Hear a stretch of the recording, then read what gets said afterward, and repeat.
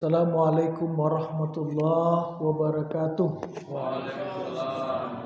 Alhamdulillahi rabbil alamin wal aqibatu lil muttaqin wassalatu wassalamu ala asyrafil anbiya'i wal mursalin wa ala alihi wa ashabihi ajma'in. Asyhadu an la ilaha illallah wahdahu la syarikalah wa asyhadu anna Muhammadan abduhu wa rasuluhu alladzi la nabiyya ba'da. Amma ba'du, Bapak dan Ibu-ibu as-saimin as-saimat rahimakumullah. Alhamdulillah, puji dan syukur kita sampaikan kehadirat Allah, serta salawat dan salam kita mohonkan untuk junjungan kita Nabi besar Muhammad Rasulullah sallallahu alaihi wasallam. Allahumma salli ala Muhammad wa ala alihi wa sahbihi wa mawala. Di dalam hadis yang diriwayatkan oleh Imam An-Nasa'i, Rasulullah bersabda, "Sum syahras sabri wa salasata ayyam fi kulli syahr." Summa qala fi hadisin akhar, "Saumu syahris sabri wa salasati ayyam fi kulli syahr yuzhibna waharas sadri." Hadis rawahu Ahmad. Di dalam hadis yang kita bacakan tadi ada dua hadis. Pertama, Rasulullah mengatakan sum syahras sabri, puasakanlah olehmu bulan kesabaran, wasalasata ayyam fi kulli syahr, dan 3 hari setiap bulan sesudah bulan Syabar itu. Nah, pada hadis yang kedua Rasulullah mengatakan saumu syahri sabri wa salasati ayyam fi kulli syahr yuzhibna waharas sadri. Mempuasakan bulan kesabaran dan diiringi dengan 3 hari di dalam setiap bulan sesudah bulan Sabar itu akan menghilangkan waharas sadri, segala macam penyakit hati, kegundahan, kegelisahan, rasa benci, rasa marah, rasa dendam, dan segala hal-hal yang negatif dari hati kita. Nah, Bapak dan Ibu-ibu, Rasulullah menyebutkan dan memerintahkan kita mempuasakan bulan Sabar atau bulan kesabaran. Yang dimaksudkan Rasul bulan Sabar atau bulan kesabaran itu adalah bulan Ramadan. Dan sesudah itu diiringi dengan 3 hari setiap bulan. Yang dimaksud dengan 3 hari ini adalah Ayyamul Bid, yaitu hari-hari di mana bulan purnama bersinar. 13, 14, 15 hari bulan Qamariyah atau bulan Hijriah. Nah, itu manfaatnya akan membersihkan hati. Mensucikan hati kita dari berbagai penyakit. Sebenarnya perilaku kita, termasuk tutur kata kita, ucapan kita, perbuatan kita, itu ditentukan oleh hati kita. Hati itulah yang mengendalikan dan mengontrol perilaku kita. Dalam satu riwayat disebutkan, apabila hati ini baik, maka baiklah keseluruhan jasad kita. Apabila hati ini rusak, maka rusaklah keseluruhan jasad kita. Yang menjadi catatan kita yang perlu kita kaji pada siang hari ini adalah bahwa puasa di bulan Ramadan atau bulan Ramadan itu sendiri merupakan bulan kesabaran. Apa maknanya bulan kesabaran? Pertama, kita akan bisa melaksanakan berbagai kegiatan di bulan Ramadan itu ketika kita memiliki kesabaran. Coba Bapak dan Ibu lihat ya, bagaimana kita pada bulan Ramadan yang seharusnya pagi itu sudah dapat sarapan, ya, kita tidak sarapan. Yang biasanya kalau telat saja sarapan itu, hati kita mulai ya, resah, gelisah, bisa kesal, bisa marah. Ya. Nah di siang hari kita juga biasanya makan siang. Nah, coba kalau telat saja keluar dari kerja, terlambat makan siang, itu hati kita menggerutu ya. Hati kita kesal, resah, gelisah, marah. Nah, ternyata di bulan Ramadan ini sudah hari ke-12. Ya, bagaimana ketika kita di pagi hari tidak mendapatkan sarapan?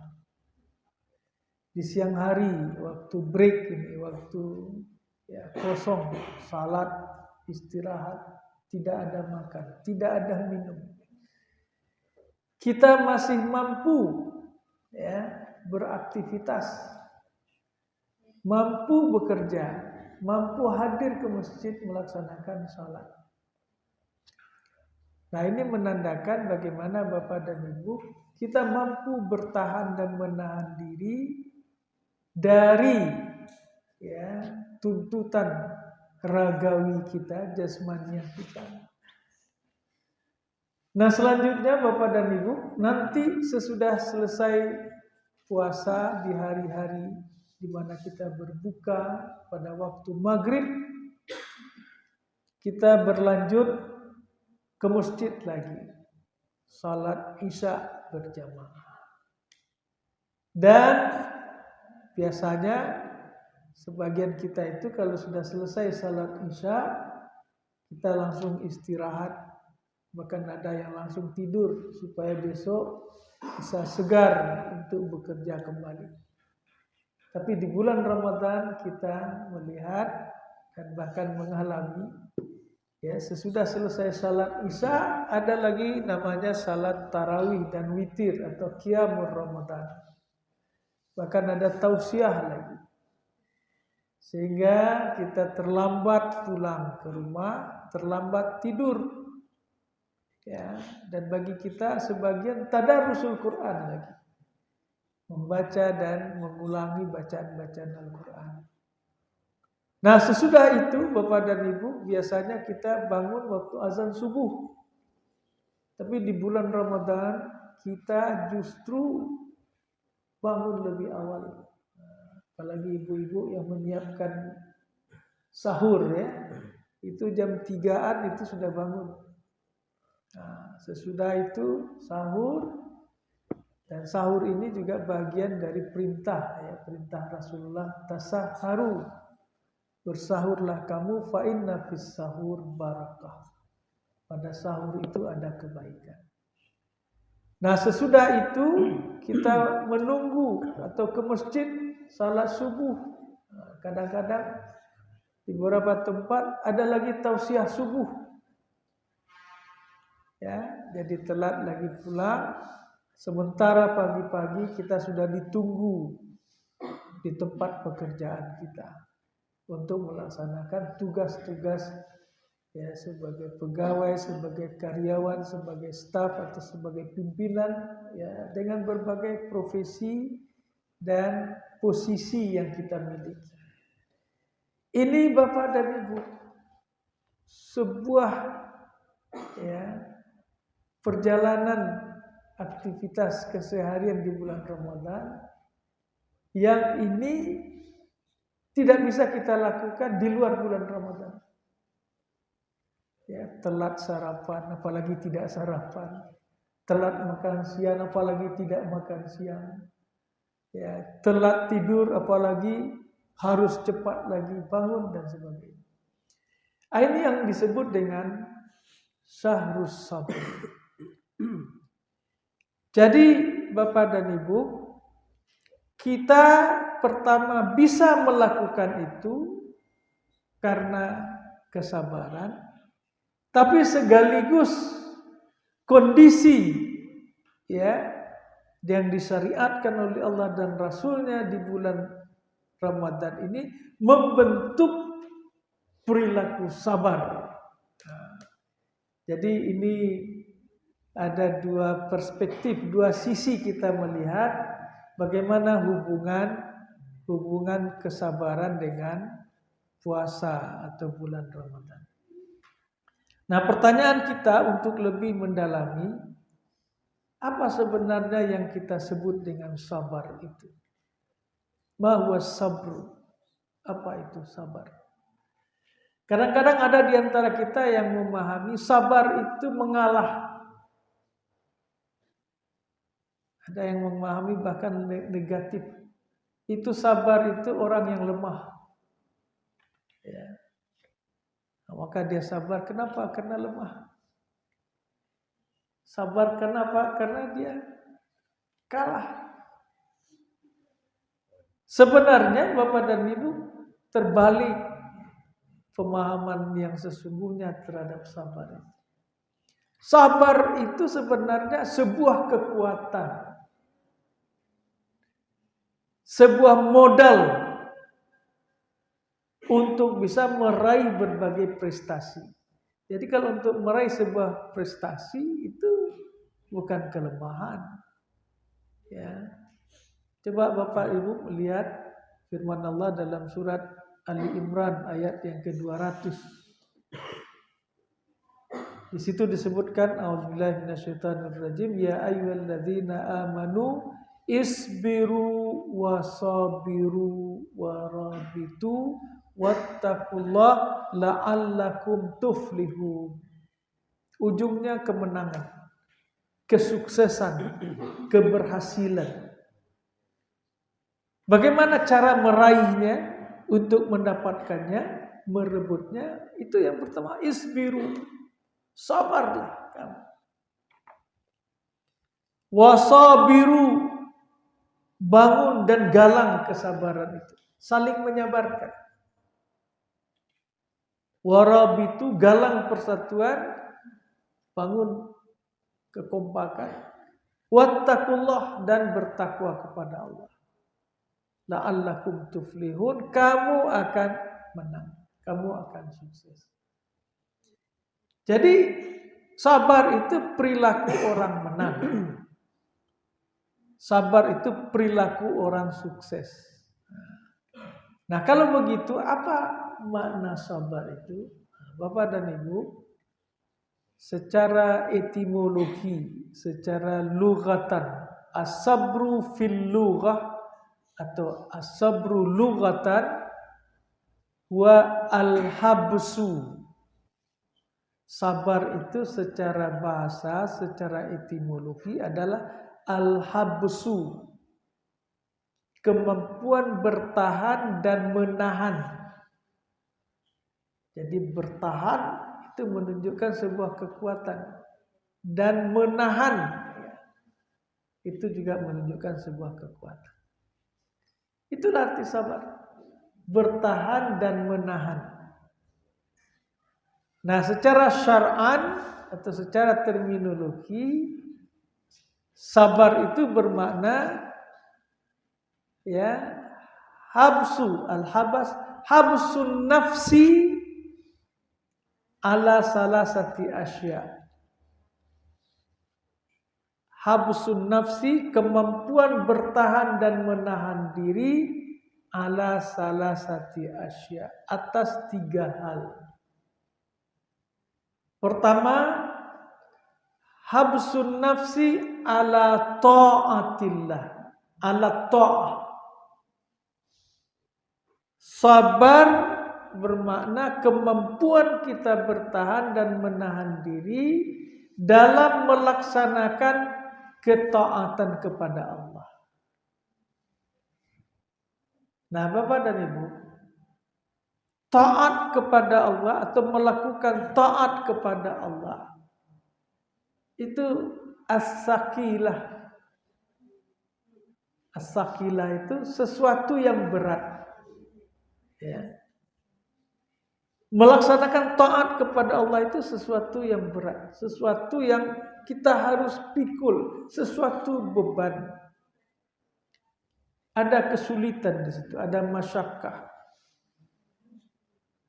Ya seperti umpamanya di dalam puasa ini, kita diperintahkan Allah, ya ayyuhalladzina amanu kutiba alaikumussyam. Wahai orang beriman, kutiba ditetapkan, furida diwajibkan, difardukan kepadamu berpuasa. Ini perintah. Jadi melaksanakan puasa itu sebagai sebuah ketaatan. Nah, coba Bapak dan Ibu, melaksanakan puasa itu kita menghentikan makan. Tidak ada lagi sarapan, tidak ada lagi minum, tidak ada lagi makan siang, atau sore-sore tidak ada lagi kopi, teh manis dan sebagainya. Bahkan pada saat terik panas matahari tidak ada lagi air untuk diminum. Itu kan berat. Sakilah, dalam bahasa Arab sakilah, yang memerlukan yang namanya kekuatan. Ya.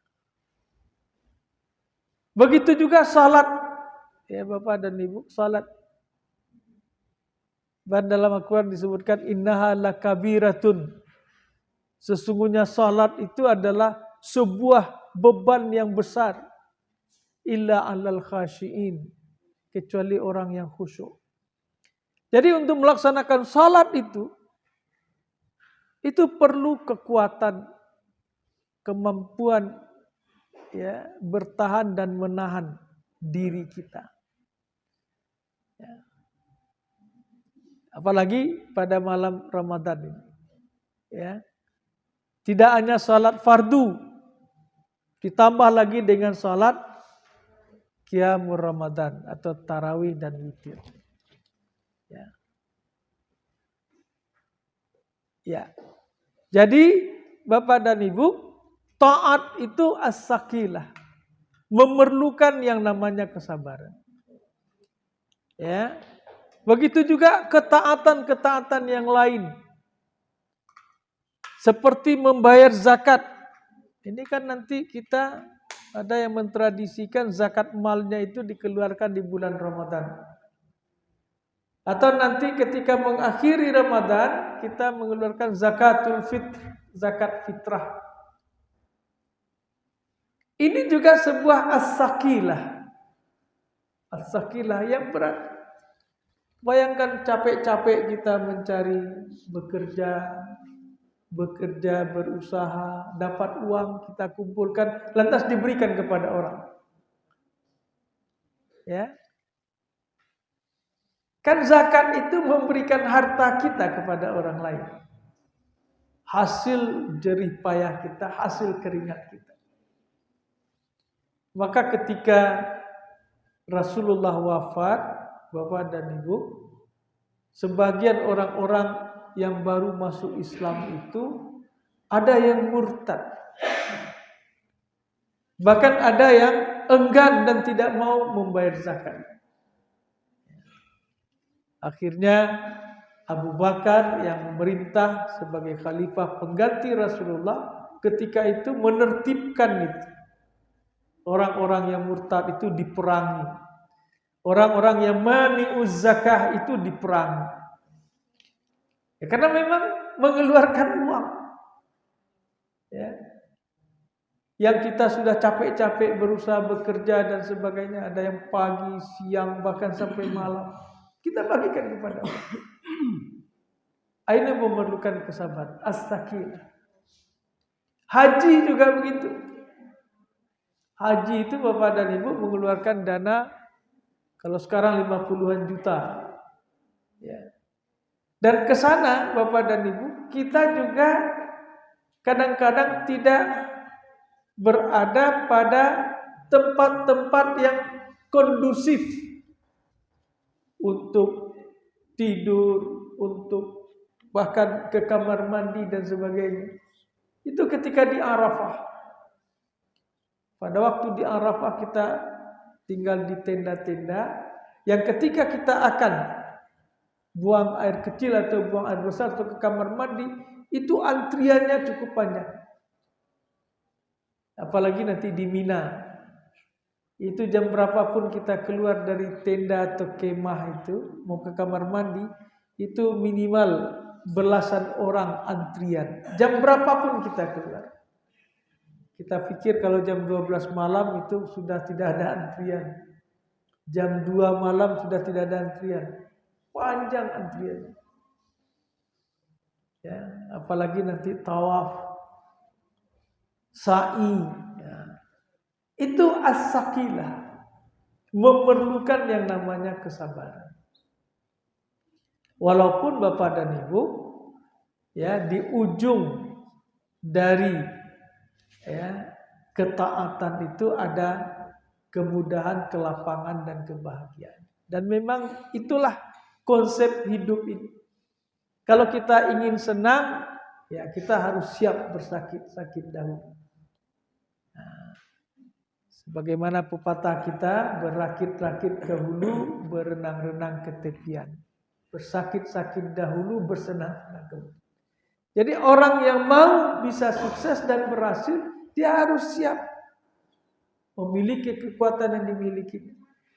Ya, dalam bidang pendidikan, kita harus selesaikan pendidikan formal. Ya, kalau hanya sampai SD, dapat kita bayangkan bagaimana nasib kita.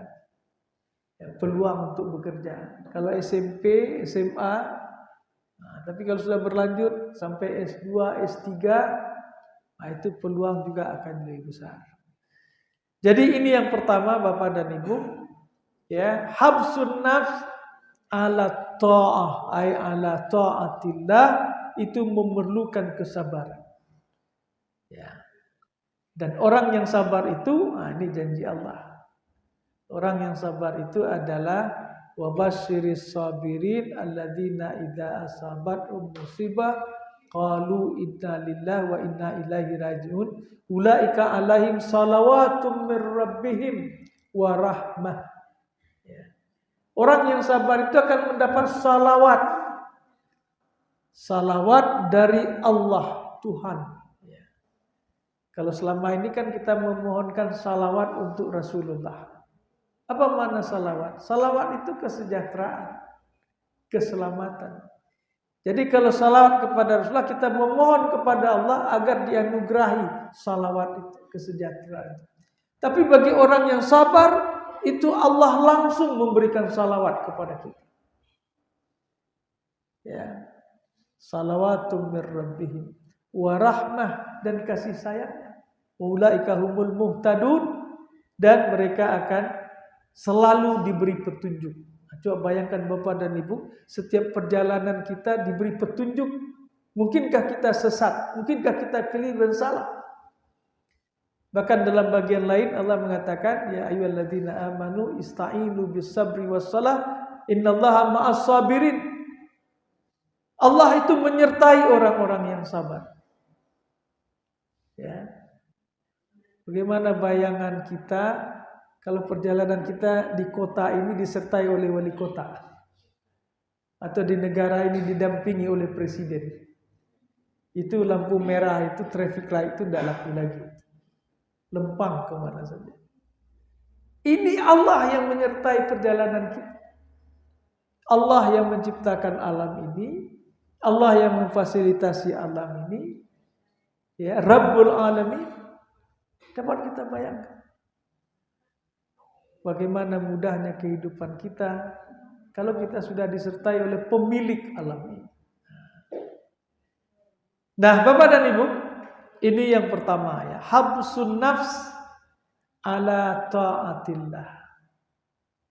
Yang kedua, sabar itu adalah habsun nas min maharimillah. Kemampuan bertahan dan menahan diri min maharimillah atau an maharimillah, dari melakukan hal-hal yang diharamkan Allah, hal-hal yang dilarang, hal-hal yang negatif, hal-hal yang buruk. Nah, Bapak dan Ibu, nafsu yang ada pada diri kita ini itu cenderung bahkan senang kepada hal-hal yang buruk. Inna nafsa la'ammaratun bisu. Sesungguhnya nafsu itu mendorong kita, cenderung mendorong kita kepada yang buruk-buruk. Ya, nafsu itu bagaimana kalau bisa ya bekerjanya sedikit tapi hasilnya besar dengan cara ya mencuri, menggelapkan, manipulasi, korupsi dan sebagainya, atau mengambil hak orang secara batil. Ya, itu nafsu itu kalau bisa seperti itu, melakukan berbagai pelanggaran. Dari segi nafsu syahwat, ya berselingkuh, ya berzina atau memperkosa, ya, atau menyakiti orang dengan ucapan-ucapan, ya, memfitnah, menggunjing, ya, dan sebagainya. Itu hal-hal yang diharapkan oleh Allah Subhanahu wa taala. Nah, sabar itu yang kedua ini adalah habsun nafs, menahan diri kita dari melakukan hal-hal yang dilarang oleh Allah itu. Nah, inilah salah satu substansi dari ibadah puasa Ramadan. Ya, apa kata Rasulullah? Laisa siyam minal akli wasyurbi wa innamas siyam minal lagwi warrafasi. Puasa itu bukan hanya menahan diri dari makan dan minum saja, tetapi terutama puasa itu menahan diri dari perbuatan lagha dan perbuatan keji, perbuatan buruk. Ya. Akan pada bagian lain Rasulullah mengancam, man lam yada qaula zur wal amala bihi falaisa lillahi hajatun fi an yada'a ta'ama wa syarabahu. Orang yang tidak bisa meninggalkan bohong, perkataan dusta, perkataan palsu dan masih mengerjakannya, Allah tidak butuh ia meninggalkan makan dan minum di siang hari Ramadan. Artinya puasanya ada nilai. Nah, jadi oleh karena itu Bapak dan Ibu menahan diri dari melakukan hal-hal yang diharamkan Allah pada hakikatnya menyelamatkan diri kita. Karena apa? Setiap yang dilarang Allah itu mafsadah. Setiap yang dilarang itu adalah mudarat. Setiap yang dilarang itu adalah merusak, dan setiap yang dilarang Allah itu berdosa. Jadi mudarat, mafsadah, merusak, berdosa itu sesuatu yang harus kita hindarkan dari diri kita.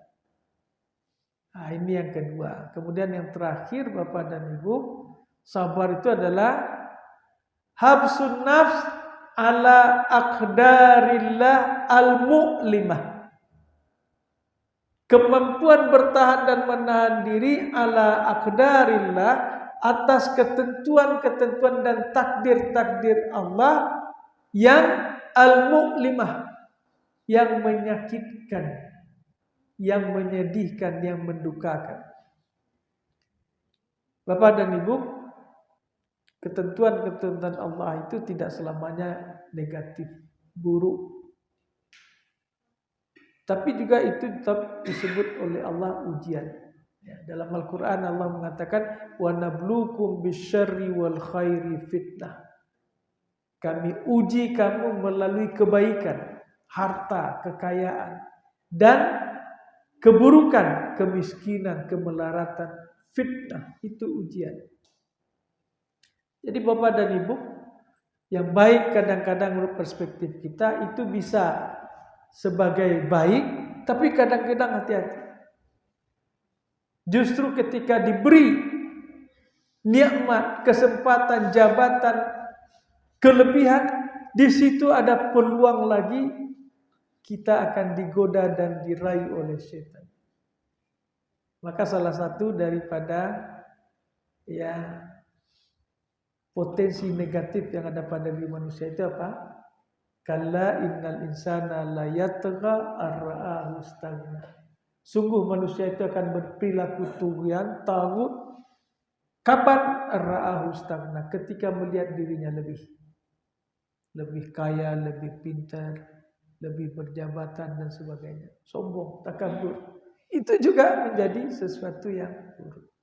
Jadi ketika menghadapi yang namanya takdir Allah yang menyakitkan, itu tadi. Seperti kehilangan anggota keluarga, meninggal.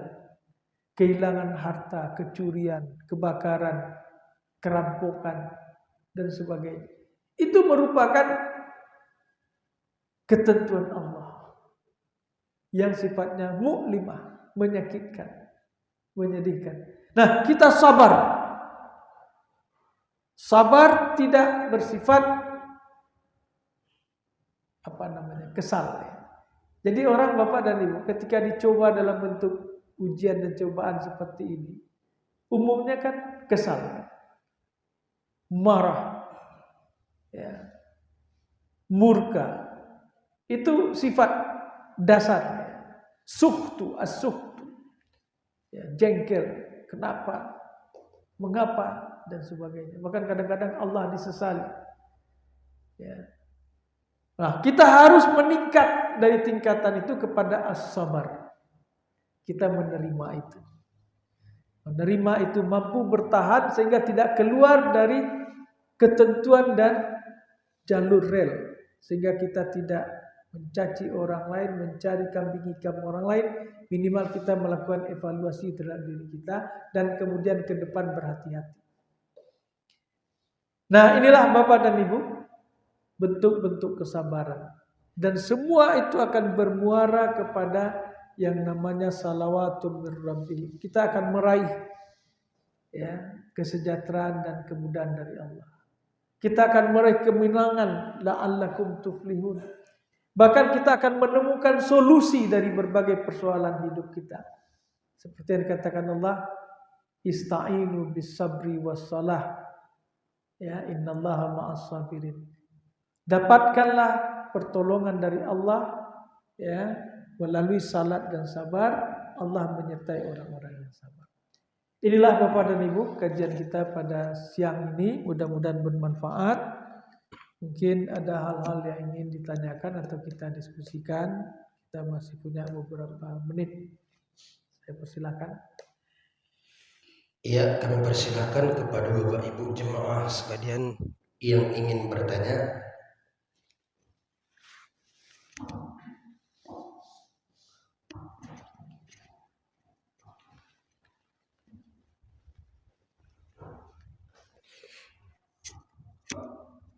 Bismillahirrahmanirrahim. Assalamualaikum warahmatullahi wabarakatuh. Waalaikumsalam. Pertama, kami menyampaikan kalau bisa pengajiannya itu di depan gitu ya, jadi nggak di belakang tempat sholat kita ini. Kalau bisa diambil setengah gitu, jadi lebih semangat gitu. Kalau sini agak suram suasananya gitu, Ustaz. Ini mengusulkan ke pengurus, Ustaz, di forumnya. Kemudian yang kedua kami ingin bertanya gitu, Ustaz, tentang kesabaran. Kesabaran ini sebaiknya digunakan di awal atau di akhir gitu, Ustaz. Misalnya ketika kita ingin mencapai sesuatu, banyak rintangan-rintangannya, kemudian kalau nggak tercapai ya sudah bersabar gitu. Nah, apakah di usaha untuk mencapai itu kan banyak yang tadi usaha lebih keras ya terhadap rasa sakit dan segala macam rintangan itu ya terus bersabar tapi terus bergerak ke depan gitu, Ustaz. Nah, seperti itu, Ustaz. Apakah dia di mana kita letakkan rasa sabar itu gitu, sehingga dia bisa duduk pas adanya. Kemudian yang kedua,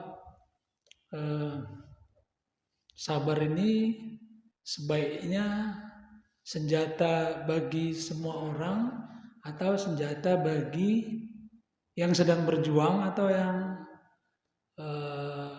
seperti apa gitu, ke kondisi individu yang seperti apa, apakah dia sudah mapan, sudah direktur dia atau sudah menteri dia. terhadap isu-isu yang ada di departemen dia bersabar gitu. Ini gimana dia? Apa bisa gitu? Oh ada isu, ada 300 triliun misalnya. Oh dia bersabar gitu. Nah, siapa individu yang seperti apa yang cocok dia gunakan senjata bersabar ini gitu. Demikian saja. Assalamualaikum warahmatullahi wabarakatuh. Waalaikumsalam warahmatullahi wabarakatuh. Saya kira langsung saya jawab. Jadi dengan 3 bentuk kesabaran tadi, yang pertama sabar dalam melaksanakan ketaatan. Jadi sabar dalam melaksanakan ketaatan itu ya tentu dari awal, dari start kita harus punya kekuatan untuk bisa puasa, untuk bisa salat, untuk bisa haji, untuk bisa zakat. Jadi sabar itu tidak menunggu dia. Jadi kemampuan bertahan pada aturan, ketentuan dan prosedur yang ada.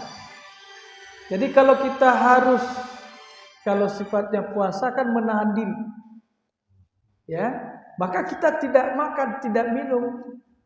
Tapi ketika untuk salat itu kan mewujudkan perbuatan. Maka kita harus berusaha. Ini dingin.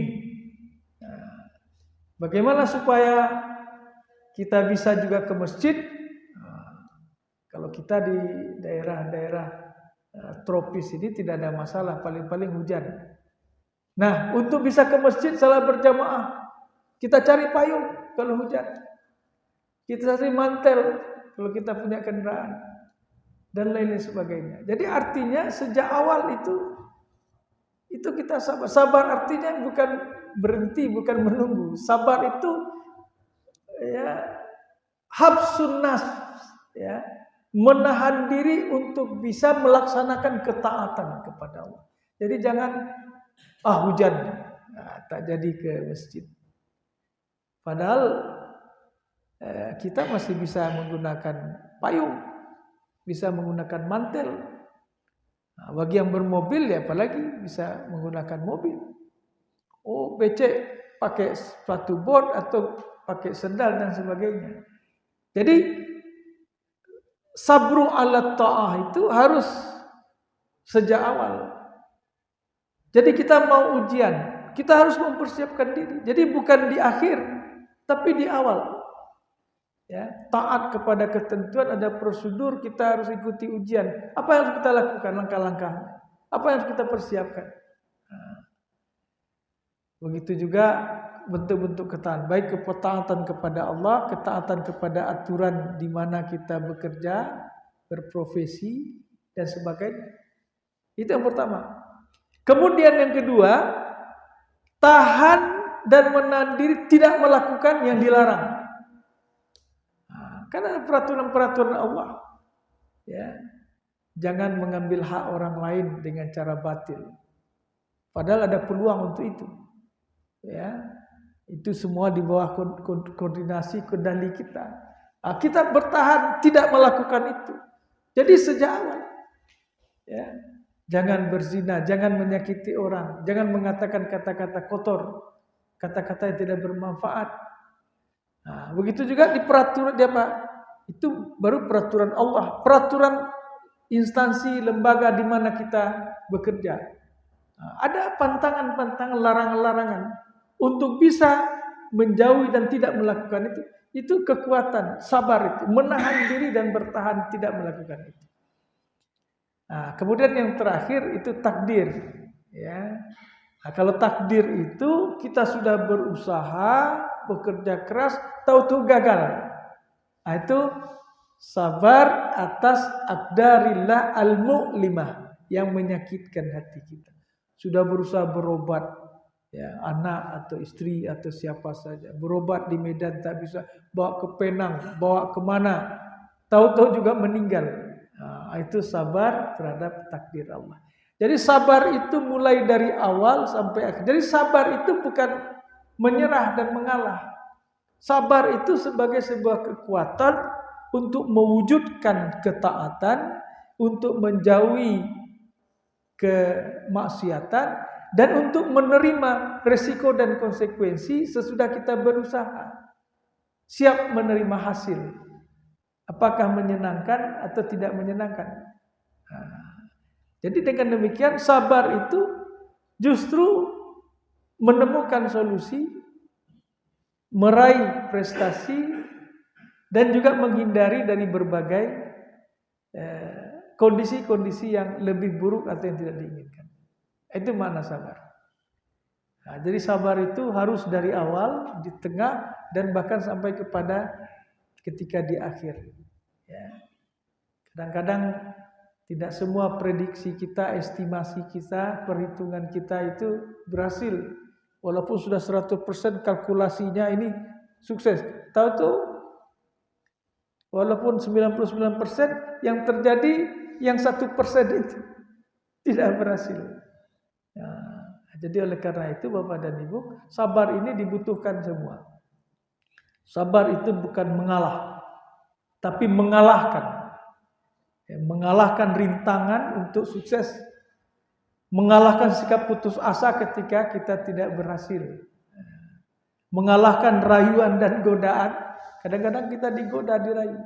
Nah, begitu juga kalau begitu, mulai dari level paling rendah sampai stratifikasi paling tinggi, itu sabar.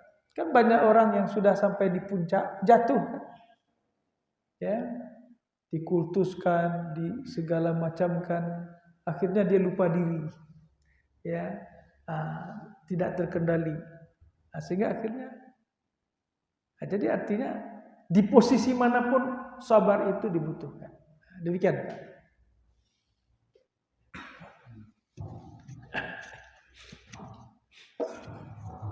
Assalamualaikum warahmatullahi wabarakatuh. Waalaikumsalam. Terima kasih Ustadz. Mungkin ada sedikit menyambung pertanyaan Pak Taufik barusan. Jadi mungkin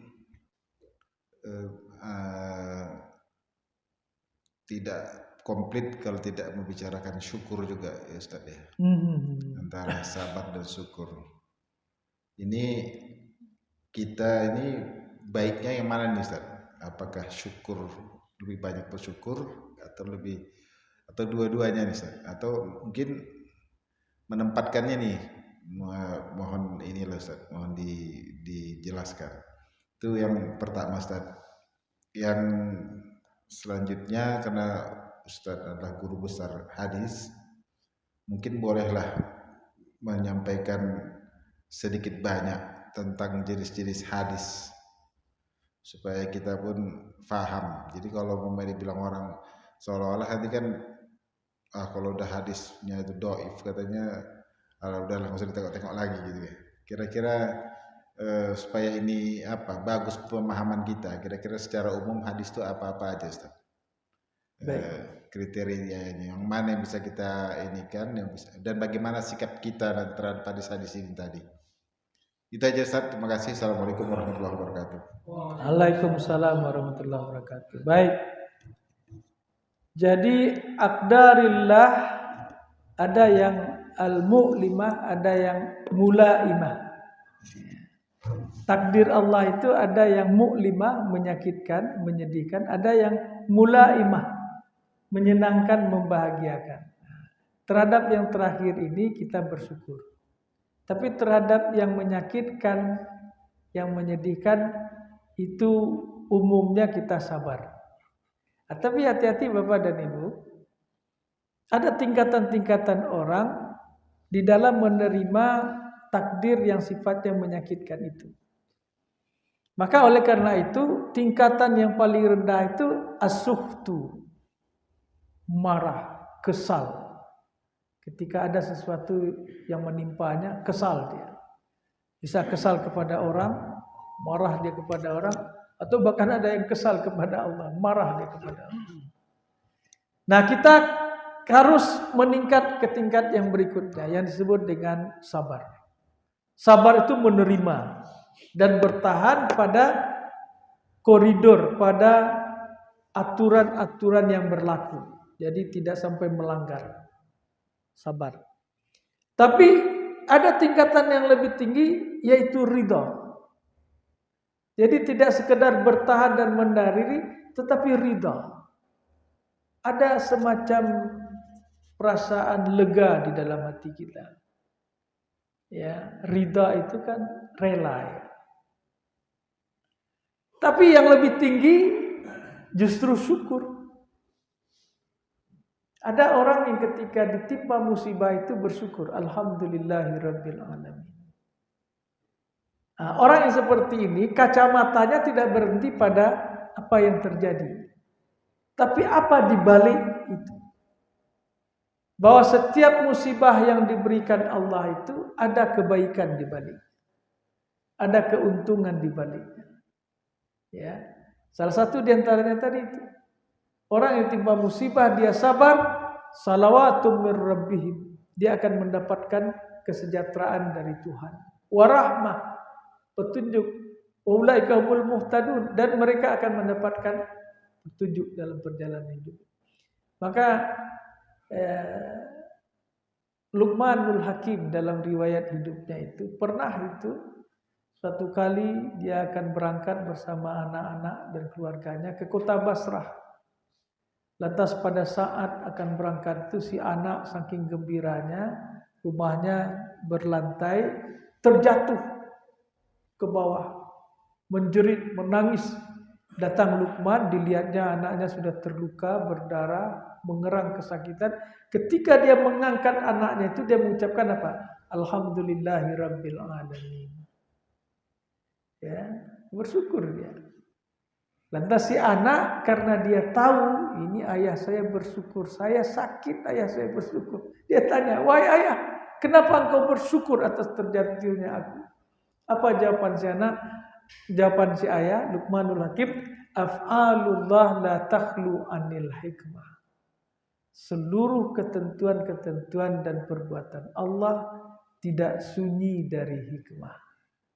Nah, jadi akhirnya si anak tadi diam, lantas dia harus dirawat. Keberangkatan ke kota Basrah tidak jadi.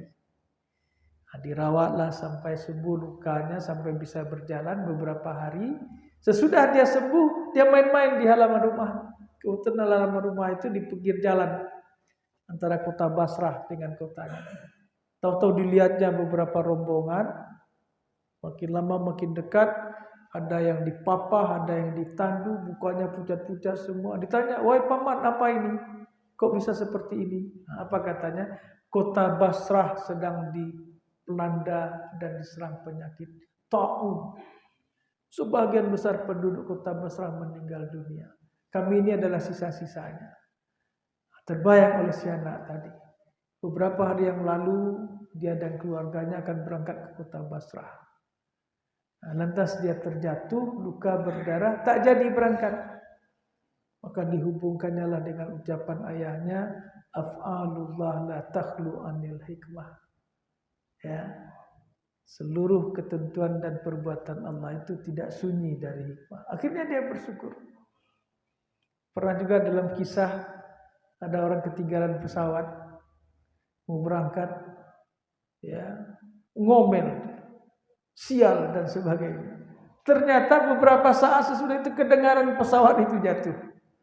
Akhirnya dia balik bersyukur. Nah, ini kadang-kadang ketika peristiwa yang menyakitkan itu datang kepada kita, ya kita tidak melihat yang itu saja. Ada orang yang bisa dibalik. Nah, konsepnya kan itu innama'al usri yusra, menyertai kesulitan itu ada kemudahan. Jadi ketika kita sampai pada suatu yang sulit, ada harapan yang besar. Ketika kita ujian-ujian itu kan sulit, tapi ada harapan. Kalau lulus ujian itu kita bisa naik tingkat segala macam. Jadi itu perspektifnya. Kemudian mengenai hadis, ya secara garis besar hadis terbagi dua. Ada hadis makbul dan ada hadis mardud. Hadis makbul itu adalah hadis sahih dan hadis hasan.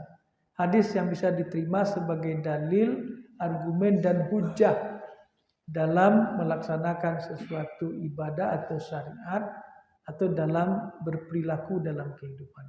Sedangkan hadis mardud itu adalah hadis yang ditolak, tidak diterima sebagai dalil dan hujjah, yaitu hadis dhaif dan hadis maudhu. Hadis maudhu itu hadis palsu. Nah, jadi hadis dhaif dan hadis maudhu itu hadis mardud. Seluruh ulama sepakat itu hadis yang ditolak. Nah, tapi ada sebahagian yang melihat ada hadis-hadis dhaif itu yang tidak terlalu dhaif, tapi itu hanya bisa diterima sebagai fadilatul a'mal. Ya, memberikan informasi kelebihan dari sebuah amal. Tapi dasar mengamalkan perbuatan tadi harus dengan hadis yang makbul. Umpamanya salat sunat duha. Nah, ada hadisnya yang menyuruh kita salat duha dan Rasulullah mencontohkannya. Tapi ada hadis dhaif yang menjelaskan kelebihan salat duha. Nah, itu bisa. Tapi bukan argumentasi dan dalil untuk melaksanakan salat duha, tapi hanya untuk fadilatul a'mal yang menjelaskan tentang keuntungan salat duha itu ini.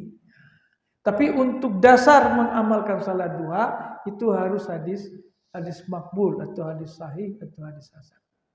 Demikian Bapak dan Ibu. Saya kira sudah cukup. Demikian, lebih dan kurang saya mohon maaf. Billahi taufiq wal hidayah. Assalamualaikum warahmatullahi wabarakatuh. Waalaikumsalam warahmatullahi wabarakatuh. Sebelum mengakhiri kajian Ustaz, mohon doa Ustaz. Oh ya, baik. A'udzubillahi minasyaitonirrajim. Bismillahirrahmanirrahim. Alhamdulillahirabbil alamin. Wassalatu wassalamu ala asyrafil anbiya'i wal mursalin wa ala alihi wa ashabihi ajmain. Allahumma ighfir lana wa liwalidina warhamhum kama rabbawna shighara.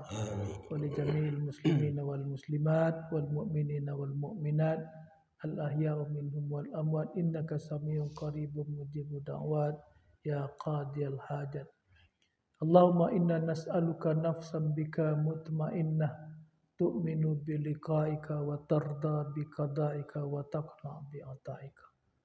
Allahumma aslih lana dinana alladhi huwa ismatu amrina wa aslih lana dunyana allati fiha ma'ashuna wa aslih lana akhiratana allati fiha ma'aduna waj'alil hayata ziyadatan lana fi kulli khair waj'alil mauta rahatan lana min kulli syarr. Rabbana atina fid dunya hasanah wa fil akhirati hasanah wa qina adzaban nar. Rabbana taqabbal minna innaka antas samiul alim wa tub alaina innaka antat tawwabur rahim. Wa sallallahu ala Muhammadin wa ala alihi wa sahbihi ajmain walhamdulillahi rabbil alamin.